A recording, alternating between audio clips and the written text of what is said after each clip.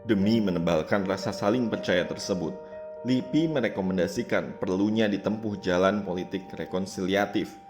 Jalan rekonsiliatif yang dimaksudkan oleh LIPI adalah kedua belah pihak, yaitu Papua dan pemerintah pusat, sama-sama saling melakukan investigasi secara menyeluruh tentang kekerasan di masa lalu.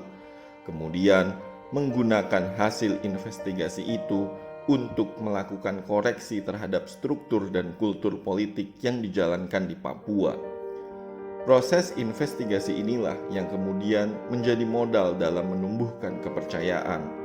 Melakukan investigasi atau penelusuran terhadap berbagai peristiwa kekerasan di masa lalu bisa bersandar kepada keterangan-keterangan yang ditemukan para saksi, korban, dan tokoh-tokoh yang mengetahui sebuah peristiwa secara baik.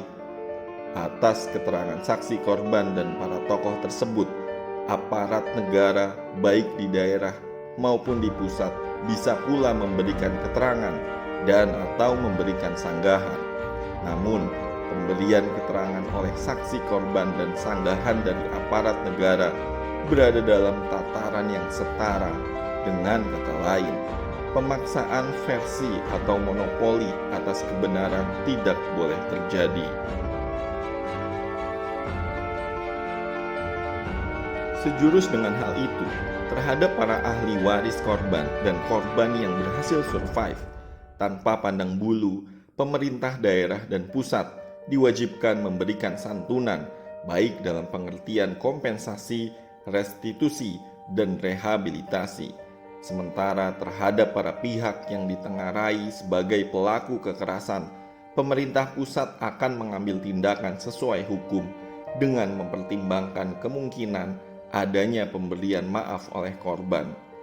Sejalan dengan politik rekonsiliatif ini, dalam tataran yang lebih luas, pemerintah pusat mengambil langkah-langkah politik dan hukum untuk menjamin bahwa seluruh kekerasan dan ketidakadilan di masa lalu itu tidak berulang kembali di masa-masa akan datang. Dengan mengemukakan beberapa faktor yang bisa menebalkan secara bertahap sikap saling percaya antara Papua dan pemerintah pusat tersebut, LIPI juga menekankan hal ketiga, yaitu perlunya memperbaharui relasi Papua dengan pemerintah pusat. Relasi Papua dengan pemerintah pusat tidak bisa lagi diposisikan sebagai relasi yang berjenjang seperti di era lama. Relasinya mesti ditempatkan dalam posisi yang setara, yaitu Papua merupakan daerah yang bisa dan dapat melakukan inovasi dan pengembangan wilayah dan penduduknya secara mandiri, sementara pemerintah pusat cukup mengarahkan dan memonitor.